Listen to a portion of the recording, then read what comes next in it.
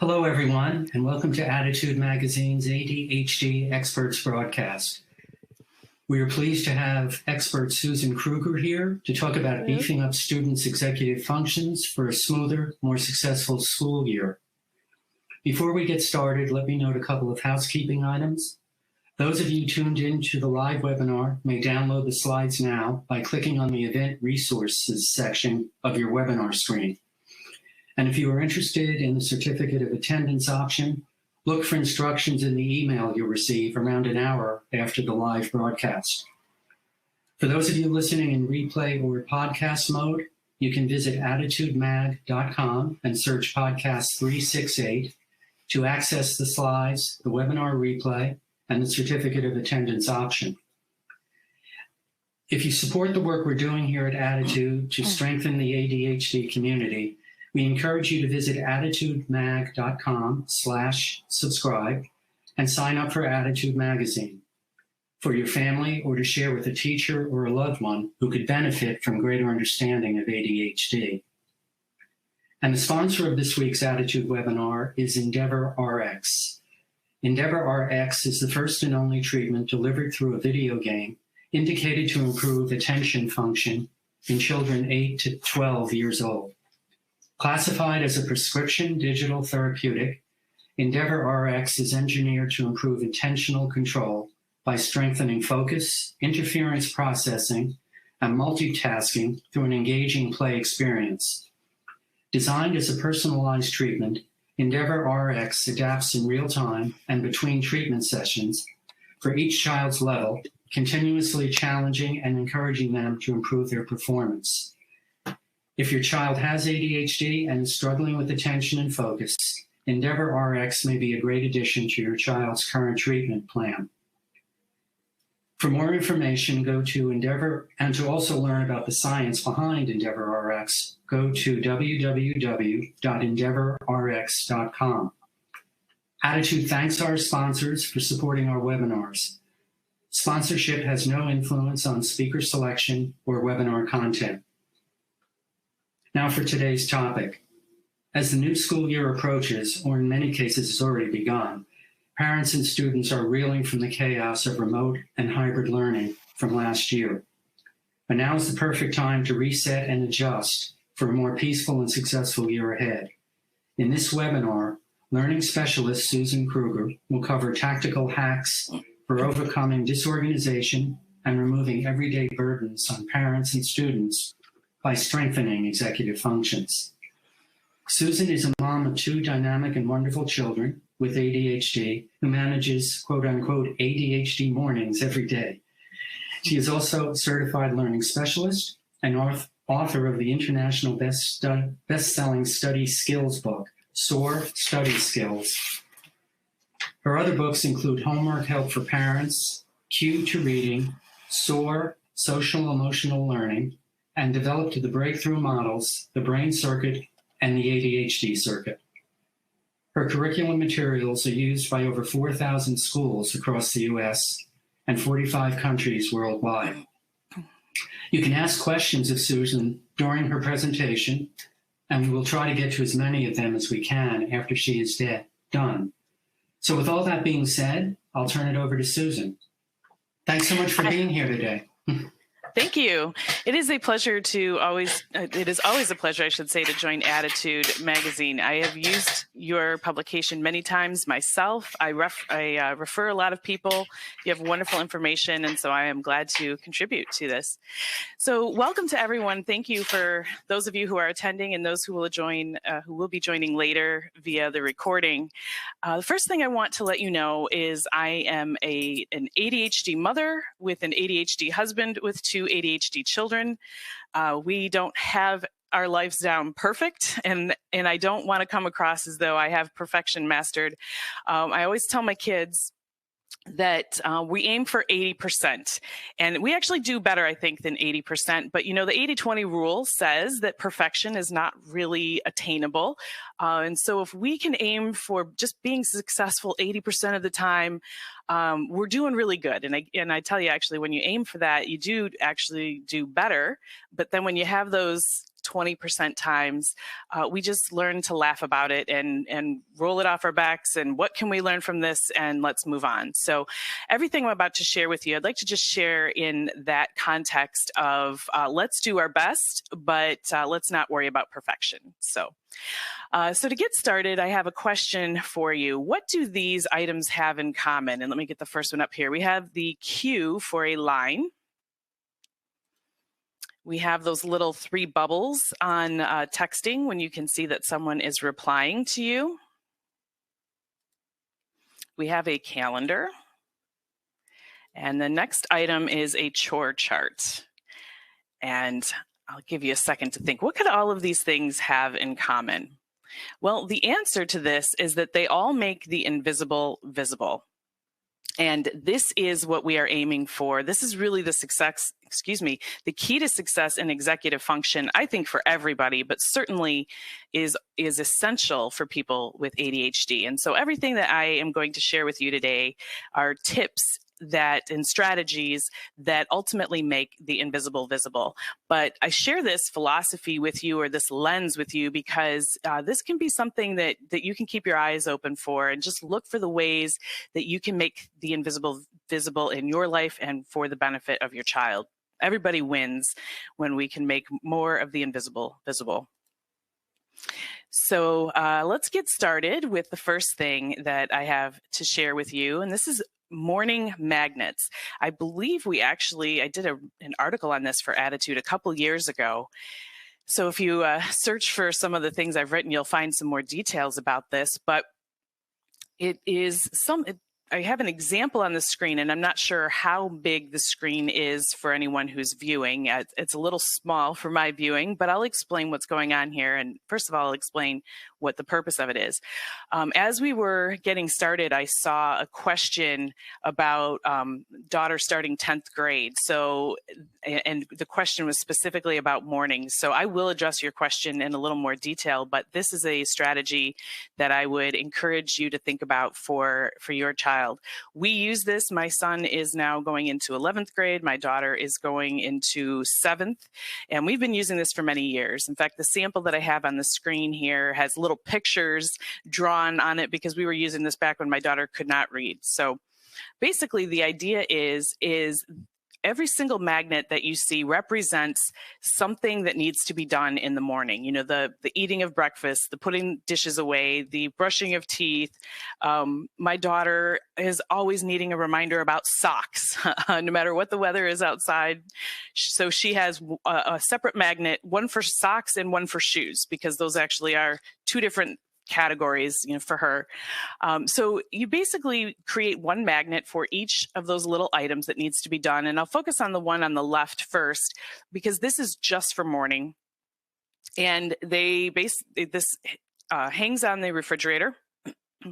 And they just have to move when they've completed a task. They move the magnet from one side over to the other.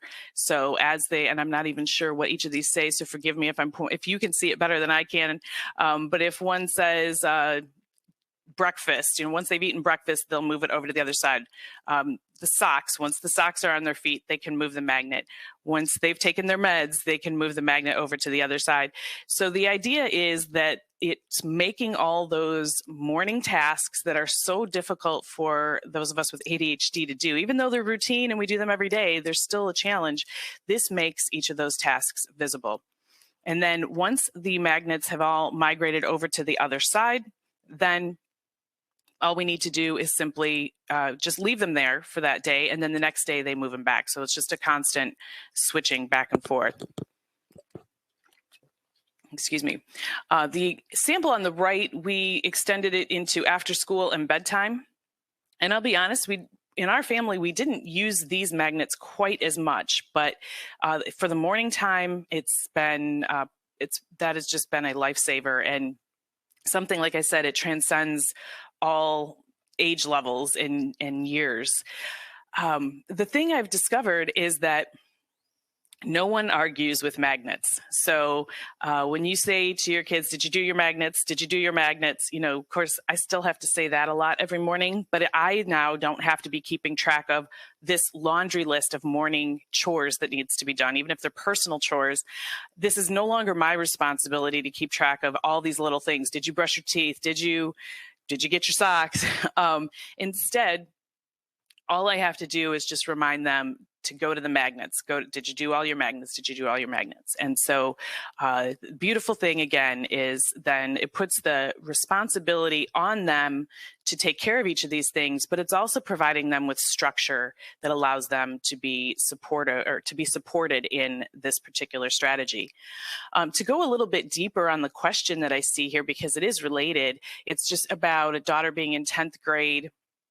And I'm going to just shorten it up a little bit, but just wondering if mornings, if the parents should be stepping back and letting the child manage the mornings on her own. And I know exactly where that advice is coming from. I've received it myself. My son has just completed 10th grade, and I'm guessing from your question that that's not what your child needs. If your child needs support, we have to give our children support. People on the outside don't understand ADHD, but if you have a child that doesn't have a leg, you would give that child a prosthetic. We would never think twice about not giving that child a prosthetic if we could. If our child cannot do mornings, we have to give them support. So the magnets are one tool that can allow your child at any age to be a little more independent. I understand the nature of the question was a little bit more about getting the child up in the morning. And if I can give you some encouragement, 1 year ago today, I was still having to get my child up every morning as we were going into 10th grade. And this last year, even despite all the chaos that COVID brought, there was like a switch flipped, and now my son is taking a lot more personal responsibility in that department. I honestly believe it's a biology thing, and he finally had all the neurons come together that are allowing him to be more successful in that department. I wouldn't say he's 100%, so I am still kind of the backup, but he is taking more ownership of that. So I would just encourage you to provide the support that your child needs, but look for ways that you can transfer more and more responsibility over to your child so that we're setting them up for success and not just creating a system or a situation of that's ultimately going to set them up to not be successful. We want to avoid that. All right, so I'll move on from here to a system that we always refer to as the SOAR Binder. And basically, I want to be very clear that this is not any special tool that I sell or anything. It's just a system that is part of our curriculum that we share with schools. So the idea of this system is that students in school they're typically asked to carry a separate folder and a separate notebook for each of their classes. And if a student has 6 classes, then that means that they are responsible for carrying 6 notebooks, 6 folders. That's 12 different items. And when you stack them on top of each other in a locker or in a backpack, these items all look alike. And then if you think about the number of transitions that our children have to manage, or our students, our young adults have to manage between getting these items from school to home for homework, then from home back to school, then to their locker, then to each of their classes. It's a tremendous amount of complexity that we're asking our students to manage. So what we recommend is that students just put all of their folders and notebooks into one binder. Now, what you're looking at in the screen right now is a 1-inch binder. You can go up to 1.5 inches if you need to put a pencil pouch in there. That's particularly important for schools that don't allow backpacks into the classroom. Then a 1.5-inch binder is good for storing pencils and writing utensils and stuff. How this works is you use plastic folders like you see in the screen, one folder for each subject. And then instead of spiral notebooks, because if we all have experienced this, where you get to the end of a semester or an end of a school year, and there's usually dozens and dozens of blank pages in the notebook at the end of the year. So instead of carrying around those bulky spiral notebooks, students just keep a stack of loose leaf notebook paper in the back of their binder. They take notes on that paper, and then they can just pop anytime they're taking notes, they can just pop the sheet of paper into their binder behind the subject folder. So the subject folders double as a subject divider as well. Excuse me. I want to be clear, because sometimes when I share this strategy, people start hole punching papers to put in the binder. That adds a layer of complexity that I'm not endorsing. If papers come pre-hole punched, fine, but that's what the pocket folder is for. So any papers that the student needs to keep track of for a specific class go in that particular subject folder. Papers that they want to take home or that they need to take home that need their attention will go in that front pocket. And so you can't really see that label very well on that front pocket of the binder, but that's a take home that says, we'll say either take home or to do. So that's another way that we kind of help students streamline everything, is that throughout the school day, as they're collecting homework sheets that will need their attention when they get home, they can keep them all in that one folder, and then it'll be a lot easier for them to find everything when they get home. When they complete the assignment, then they can easily just slide the assignment into their subject folder.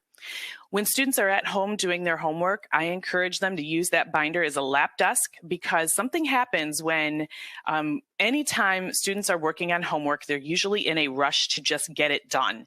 So that whether they are conscious of it or not, there's that undercurrent going in their brain that's just, come on, let's get this done, let's get this done. So the second they put that last drop of ink on their sheet of paper, there's this unconscious done button that gets pressed in their head, and they just kind of, in their mind, they're done with that assignment.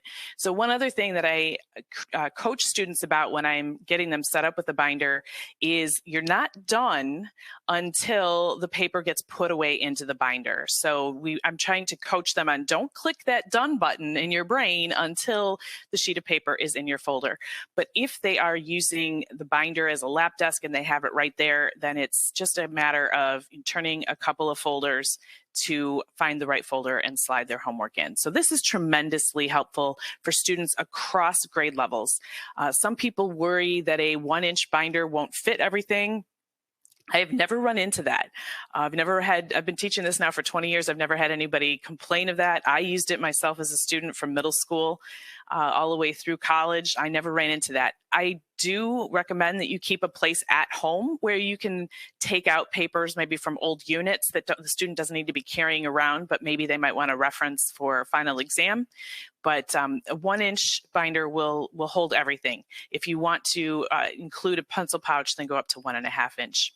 For children who are in elementary school who might be seeing only one teacher, the binder itself might not be as useful as, basically, I'll just say the rule of thumb is the binder is the perfect solution for any student who is changing classes and seeing different teachers. So that typically that's middle school and high school, maybe even upper elementary.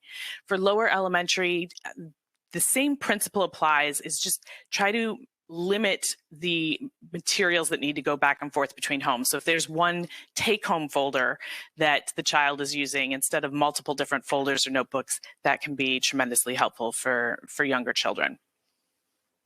And what we're doing here is we are just making this chaos now that's all of the order and organization gets lost in here when you've got a pile of 12 different folders and notebooks. Now through the binder, we're making that order much more visible and much more accessible to the student. Now they only have one thing that they have to carry with them across all of those transitions, not 12. Because of course, they always are running into the situation where they'll show up to math class with what they thought was their math notebook, but turns out to be their science notebook, or same type of situation when they get home. So all of that is eliminated when students can transfer all of their materials down to one binder. So moving on to the next strategy here. Let's just talk about digital files. Certainly the needs of digital organization became very apparent to the whole world last year.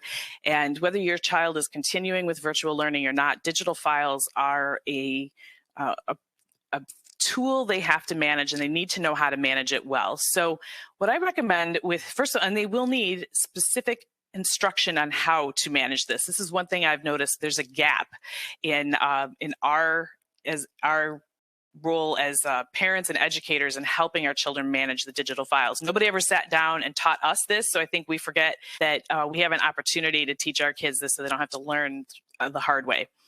With digital files, I'm always encouraging students to just sort of follow the same type of organization as they do with the binder. And what I mean by that is we could go crazy creating folders, and we could just have, we can just go down, create folders within folders within folders.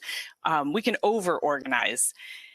So the system that I share with students is just one digital folder for the school year, and we want to name it with the school year. And then, so example, this coming school year, the primary digital folder would be 2021-22. And that one folder is sort of the equivalent to one binder. We only have one binder for the school year. We only need one digital folder for the school year. Inside the binder, we only have one folder for each subject. That's all we need here with our digital files, is one folder for each subject. So sometimes it's a simple thing that I'm sharing here, but this is just making the instruction a little more explicit for students so that they can wrap their brain around what to do with their digital files. I'm actually going into my third year of virtual learning with my kids. We did sort of a hybrid, we were doing a hybrid program before the pandemic hit.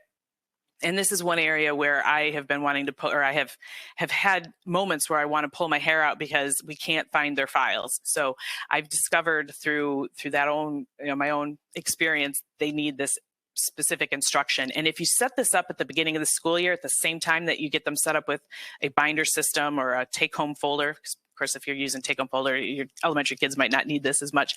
But if you set it up at the same time, they'll see the connection. And again, it's making that invisible order visible to them, and then they'll know where to put their files as they're creating different assignments and so forth throughout the school year.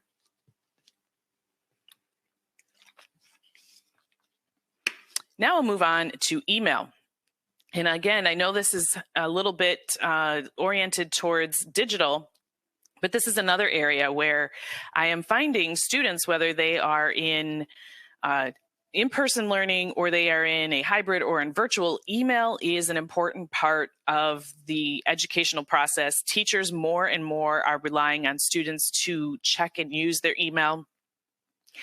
Schools are using email to communicate directly to, of course, schools are bombarding us as parents with all of the email as well, but they are sending things directly to the students. And we need to be showing our students that the email inbox is not a storage location. Just about every student that I have seen, they have hundreds or thousands of emails in their inbox, and they don't understand that there is more they can do with their email. So this is something that takes a little bit of time to walk your students through. But what I'm going to give you is an acronym to help you. And this has been tremendously helpful for me working through email with my own children and with some of the kids in their classes. So first of all, show them how to bookmark the email login. That's a really important piece, because one of the reasons why students don't check their email is they don't know how to find it, and they don't have the brain power to dig through things to find the email login. So help them by having that email login bookmarked. And then set up email labels to match their digital files, or again, to match their folders in the binder. So one label per subject. And then to process email, there's an acronym that I call lattes, and I'll go through this in just a second. First thing I want to emphasize, though, is that there's a difference between checking email and processing email, and that is something that we need to make sure that we talk about with our children. Is checking email is what we do on our mobile devices. We see what comes in. We see if anything needs our urgent attention. Processing email is going a layer deeper and translating things to calendar events, archiving things we don't need, labeling something we might need for a class, and so forth. So here we go. Here's the acronym. And the other thing I emphasize with the students is that there are only 6 options for any email message. I'm using terminology from Gmail. So if you're using a different email service, or if your child's school is using a different email service, these terms might be slightly different, but you'll understand at least the function. The first thing is to label. And by the way, I'll let you know that I wrote this acronym out on an index card, on a large index card, kind of like about this size, and slid this index card into the back cover of my kid's binder. So if you get a binder with the view covers that you can slide things into, this was in the back. And when I sat down with them and went through email a few times, just the two of us together, but we would just be referencing this. These are your 6 options. Which one of these options apply to this email? And this was tremendously helpful. So the next option is to archive. I encourage students, at least with Gmail, to archive versus delete, because we have virtually unlimited storage, and you never know when something you think you don't need now might end up being really useful in the future. So as a general rule, I encourage archiving over deleting. If you feel differently, by all means, you can coach differently. Then the 2-minute rule, and that is, if you can resolve this email in under 2 minutes, in 2 minutes or less, then go ahead and take care of it right now. If you can't take care of it in under 2 minutes, then convert it to a task. There's a little button in Gmail that you can take an email and flip it right into a task. If it is a calendar invite, then it might need to be converted to an event.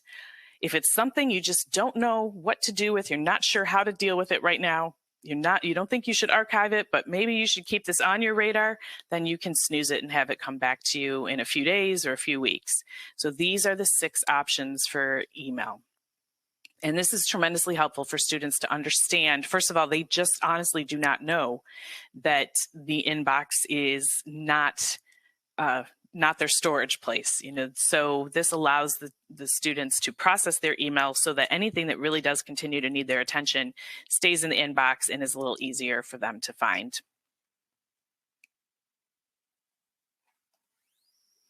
All right, and then the last thing I have to share with you is a digital dashboard, and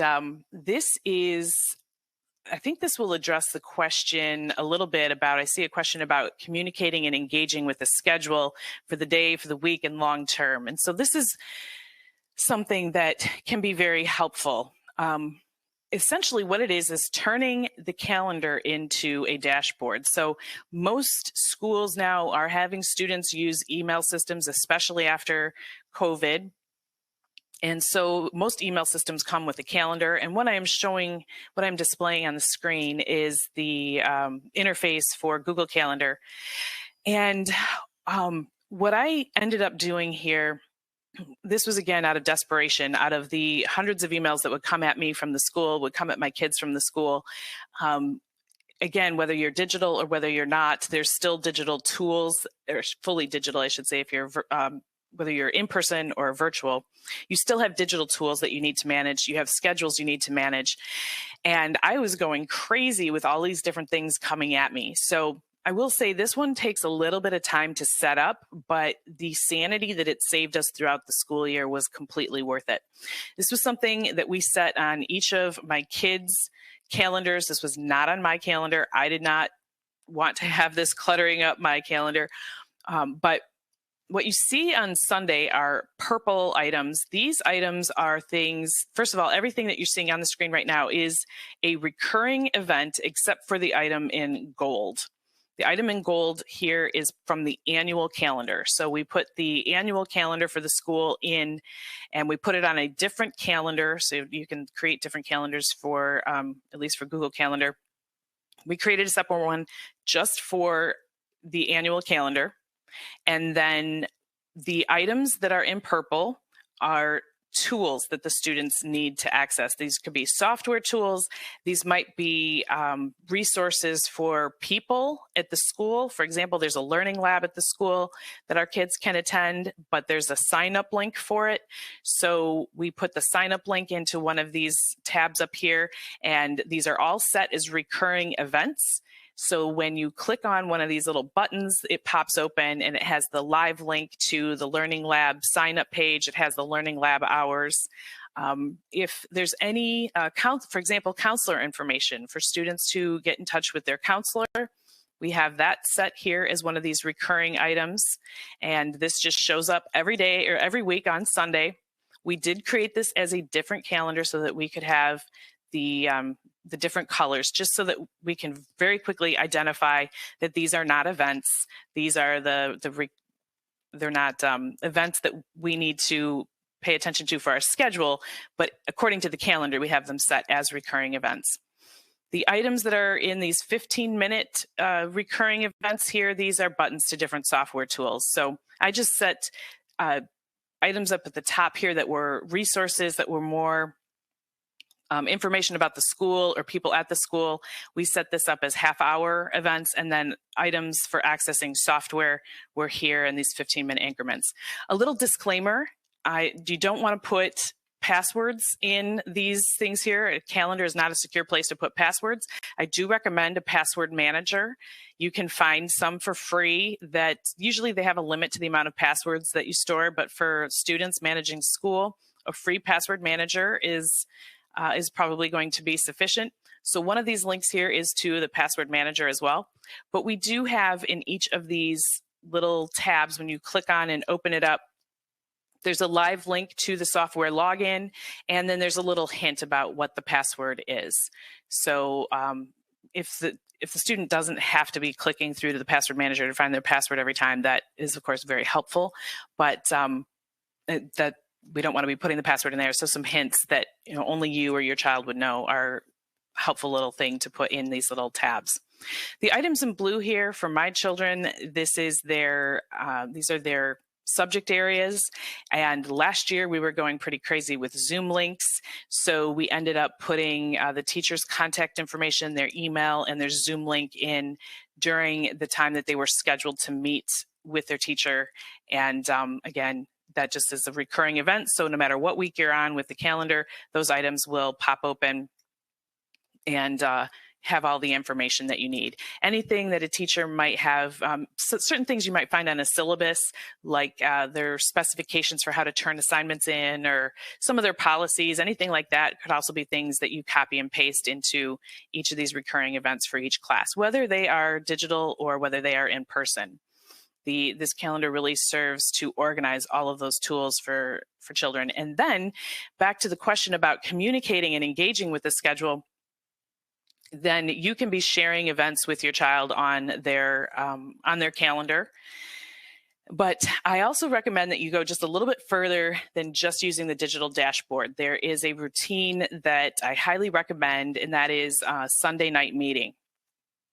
And that's one of the reasons why I put these dashboard items on Sunday. It's just sort of an anchor day to prompt us to just take a couple minutes and organize ourselves. So with your family, it's taking a few minutes, ideally on Sunday, but sometimes you might not remember until Monday, but just that natural time as you're preparing for the week, and just ask everyone, what do you have coming up this week? And let me tell you what I have coming up this week. And so that's an opportunity to just make sure everybody knows what to expect. If you can take a peek ahead to the week in the future, just for anything that might be waiting around the corner that needs your attention, perhaps even the following Sunday. It only takes about 5 minutes to do this. It is a system, or I should say a routine that is so simple, sometimes people overlook the power of it. But one thing that does, and so basically what I'm referring to a routine that you develop with your family, but then also a tool that you can use to center everyone around the same information with this digital dashboard. It's just, when you take that time at the beginning of the week to share each other's schedules, it creates more of a conversation and your child perceives it a little bit more as a conversation than nagging. And that is something that, when I'm doing a live presentation with both parents and students in the room, I'll ask, how many of you think that your parents nag you too much? And just about every hand in the place will go up. And then I'll ask the students, how many of you think that your parents enjoy nagging? And all the hands will stay up. And parents are often quite shocked to see that their child perceives that they enjoy nagging, because of course we hate it.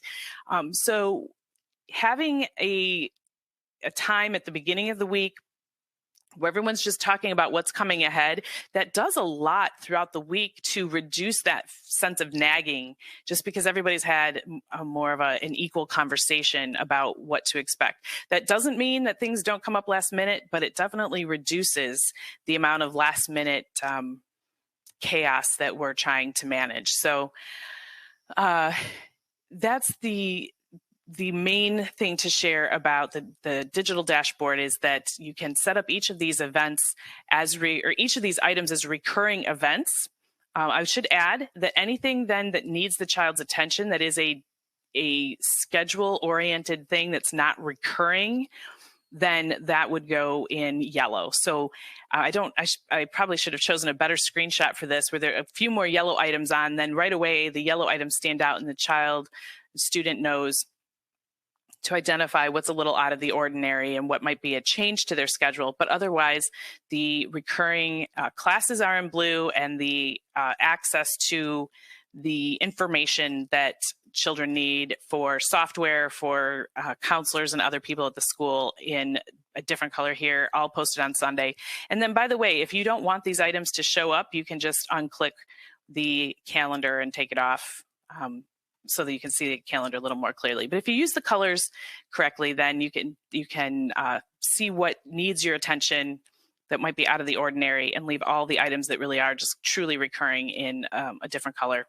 Then everyone can see what they're managing. So that is the conclusion of what I have prepared for you. I know we're going to turn over to questions.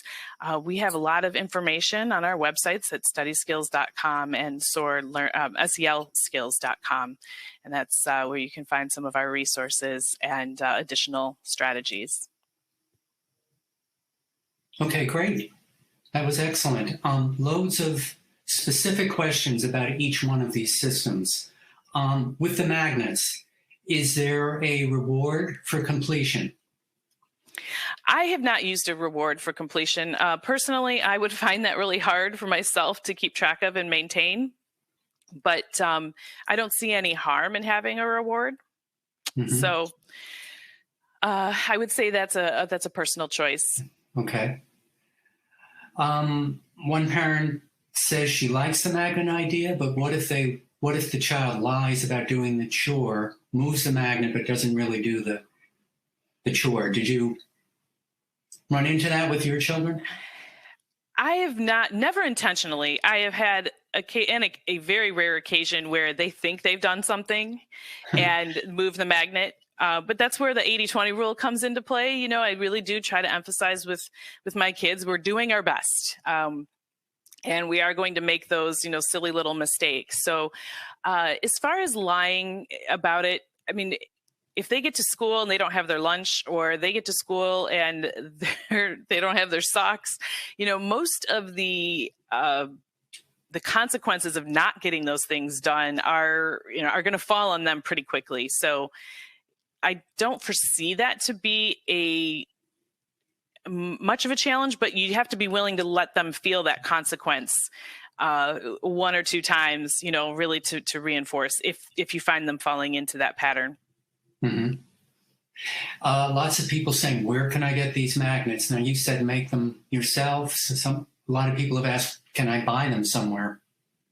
I made them. I have not found them pre-made. Maybe they do exist, but I feel that it's kind of a hard thing to find pre-made, because everybody has just slightly different routines that they need to take care of in the morning. And we all have different ways of talking about them, or different words we might use, or like the example I shared earlier with my daughter in particular, who, I could not put shoes and socks together on the same magnet, because guaranteed she'd get to school with no socks.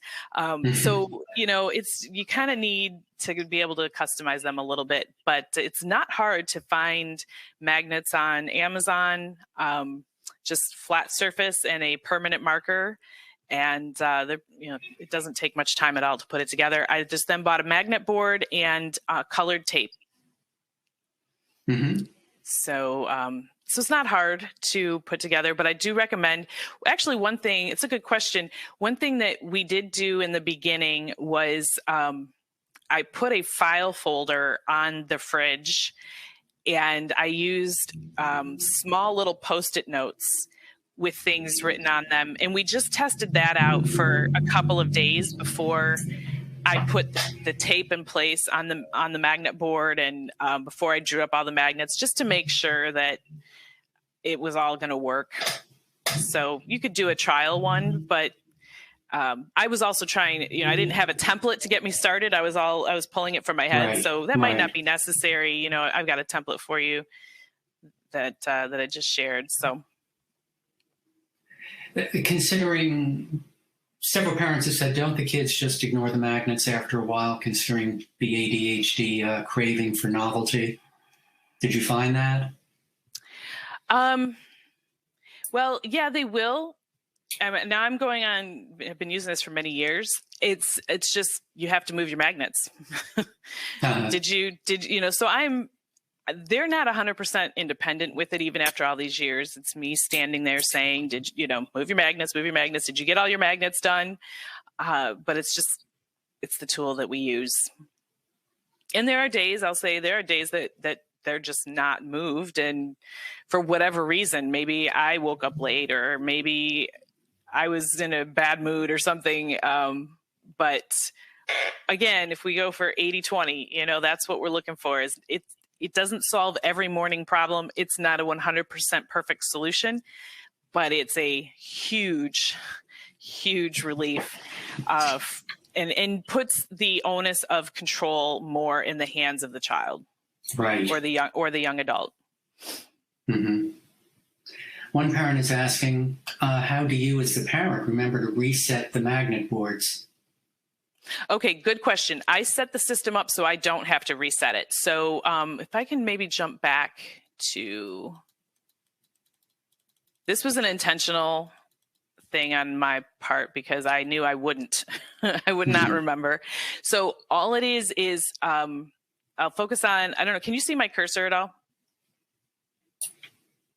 No. Does it show up as a pointer? No. Okay, so then I won't bother pointing. But if you see the example on the left-hand side, the magnets are all there. They all start on the left. And so on morning A, they just one by one move the magnets over to the right. And then the magnets stay there on the right side. On morning B, they just move them back to the left. So the only resetting is any things that are left behind on the original side. If the child didn't do it or they didn't move their magnets, they move them back to start with a clean slate the next morning, or I might do it if I'm standing at the fridge in the middle of the day. But that's almost a non-issue when you just have them going one way one morning and then back the next morning. And same thing with the example on the right, we shifted the orientation. And then, in this example, they all start, first of all, child 1 is the red tape. And then child 2 is the pink tape. And so for morning, for example, they would move their magnets from the top down to the bottom. Then they stay there. And the next morning, they move from the bottom back up to the top. So there's no resetting necessary. Okay. I appreciate that point of clarification, because I feel like that is that would be a bottleneck that would prevent me from being successful with it, that I would not comply with, and then my child would not be successful with. Yes. Several parents have asked with the magnets, and then I'll go to the folders. They wondered if it's appropriate for a teen. They feel it might be a little youngish for them, and perhaps there's a fall off in terms of when the child hits teenagehood. I don't know. You have the experience. Yeah, I do use it with my teenager. Part of it is we've been using it for a while, so there could be, introducing it to teenage years you might get some resistance. I think the biggest issue is what you're seeing right now with my sample are magnets that I set up with little pictures on them, because at the time I took this photograph and my daughter was still in kindergarten and wasn't reading. So I think it's all about how it looks. You can get a little more streamlined magnet board. You can use thinner pieces of tape and not use the pictures. I'm looking right now at my refrigerator with all the magnets on it. They've changed over the years. They don't look like this anymore. Mm-hmm. But it's partially how it looks, and also it's in how you manage it and how you share it with them. If you share with them, this is so we can all be more successful. So I don't have to be nagging you every morning. And this is just a reminder. Frankly, I used magnets for a while myself. We moved and I didn't have the same spot in my bathroom to put them, so I never got it back up. But I used it myself because I hate mornings. That's why my bio says I manage ADHD mornings. I have to manage them for myself as much as for my kids. So it's largely going to be in how you present it to them. And if it's presented as sort of a shared tool, a reduction in nagging, making that invisible visible, that's a really good line maybe to use with them. Then I think that you might find they might be a little more receptive than you think. When they see the value in something, they're usually pretty receptive. And I find that with a lot of these things that make the invisible visible, students of all ages are more receptive than you might expect. Mm-hmm. Okay, lots of questions about the folders. We'll move to that. Our school, one parent writes, our school has been very clear that a single binder is not allowed and we must use different binders, notebooks for each class. Do you have suggestions for navigating that system? It's a tough one. Boy. Yeah. Yeah, that is a tough one. The best thing there's a couple things that come to mind. This could be, it feels like it shouldn't have to be, but with that situation you're saying, this could be a 504 or IEP accommodation. Mm-hmm. We honestly, it's interesting. We have when we get some resistance over the binder, it almost never comes from the students. It will come from teachers. And so on our website, we have put together a video to explain the brain biology of why the binder is so much more brain friendly for students. So if you go to StudySkillscom and you search brain friendly binder, it'll take you to a blog post it's an article and there's a video, and that might be just sort of petition and see what you can do. Beyond that, I mean, it really is not doing the students a service to have so many, no matter whether they have ADHD or not. One parent made the comparison to me. She says, all those different folders and notebooks for our kids, she says that would be the equivalent of us having 12 different email inboxes to manage. And I thought it was a perfect comparison. Right. So we really need to be educating the school on why this traditional system is not supporting anybody. And if they find that if they could use one binder, they will find, hands down, they will find compliance with turning work in will skyrocket. Mm-hmm. It's the number one reason why papers are not turned in, why there's missing assignments, is the students just cannot manage all of those different materials effectively. Mm-hmm. Have you personally seen it being the one binder being written into a 504 plan? I mean, yes. Okay. Because several parents have asked, can I put this in a 504 plan? Yes, okay. Absolutely. Okay. Yeah, it's a strategy. Well, anything that supports children with ADHD or learning disabilities, when it's optimal for them, it's optimal for everybody. But you absolutely should have the right to put that in a 504. Mm-hmm. One parent is asking, how do you recommend we deal with the huge bulk of stuff that the kids accumulate in those folders? Is there a clearing out process that you sort of institute or make a routine? Yeah, the first thing is to have a designated place at home where the overflow can go. And that can be It can be anything, as long as it's a designated place. I always say it could be a pizza box, as long as the pizza box is clean. I don't recommend the pizza box as an optimal way, but I just use that as, to make the point that it doesn't have to be anything fancy. It just needs to be a designated location. It can be a Pendaflex folder. One of my favorites are the Pendaflex folders that hang on the wall. They're very colorful, but they do cost a little money. $15.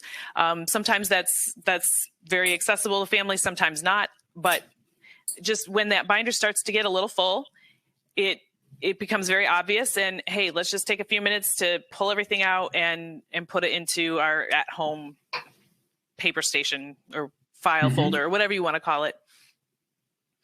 So yes, I do recommend that you have a place at home for the overflow.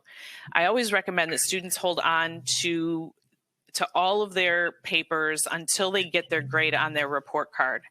I've been recommending this for years, and just last year we ran into this with my son where he got an A in math.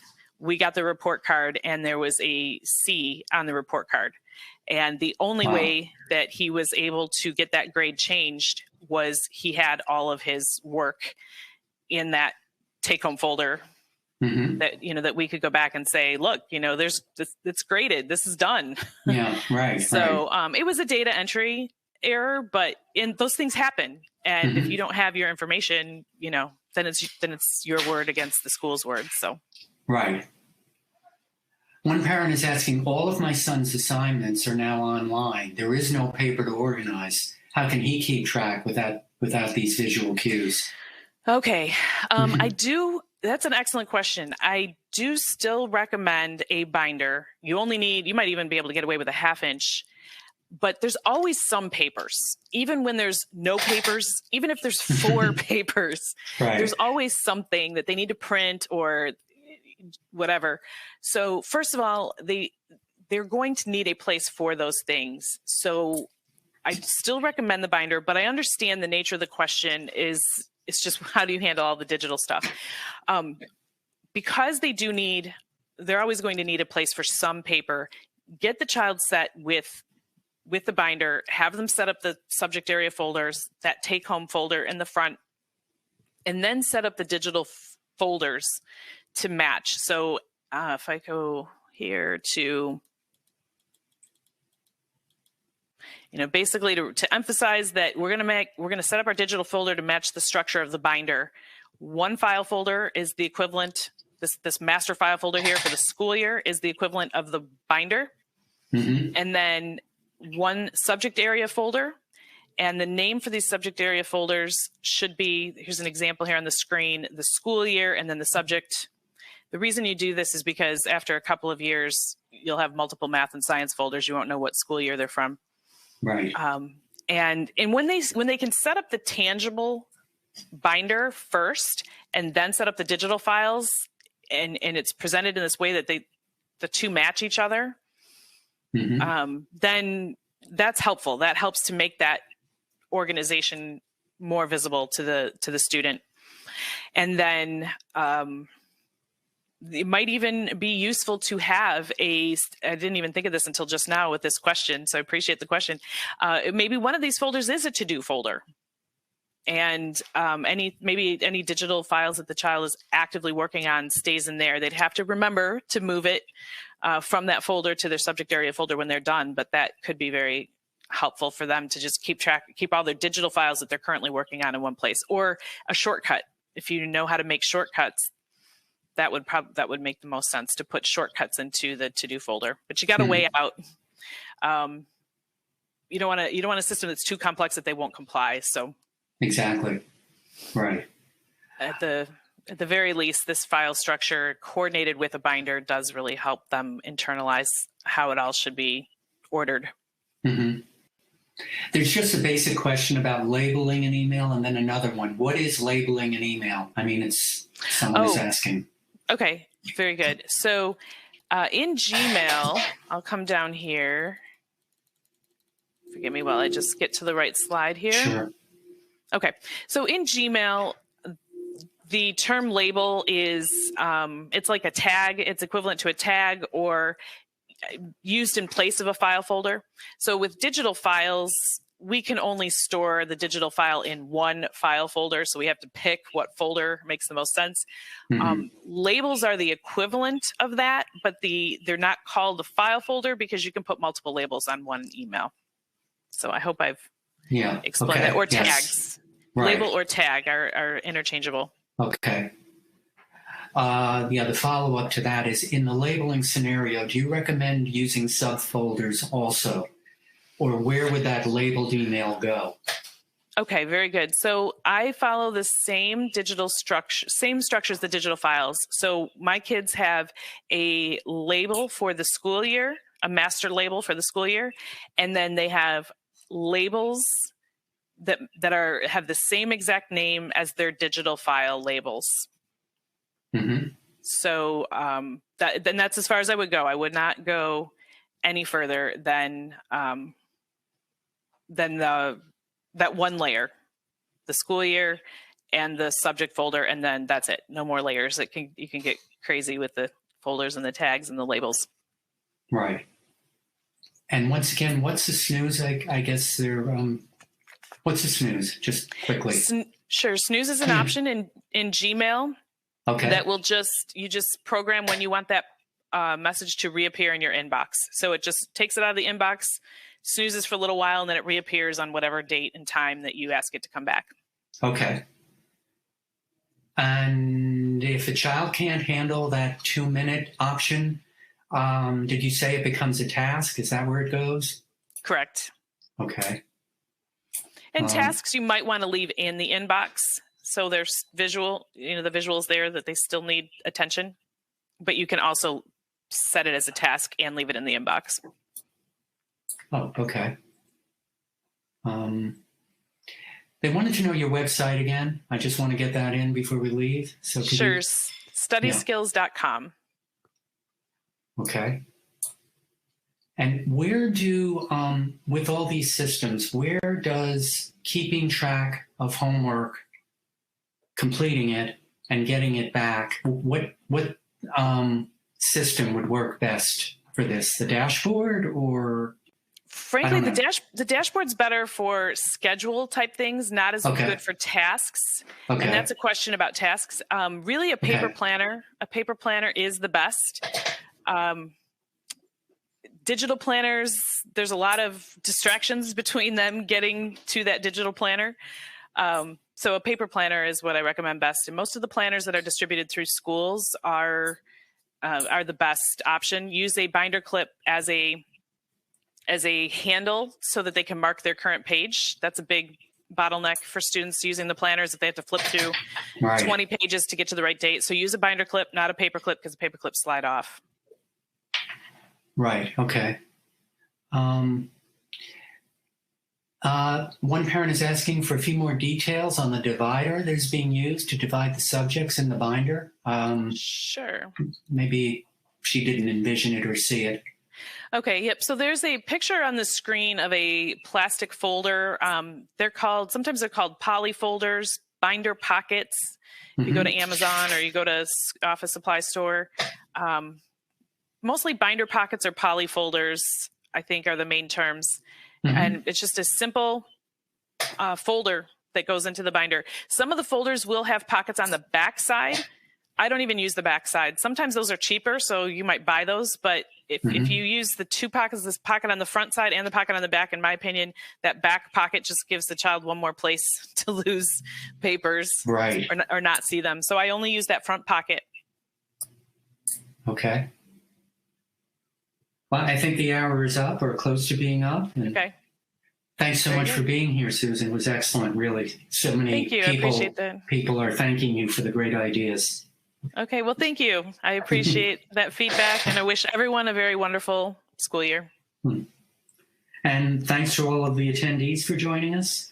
Make sure you don't miss future ADDitude webinars, ADHD expert articles, or important research updates by signing up to receive our free email newsletters at ADDitudemag.com/newsletters. Thanks everyone for being here, and have a great day.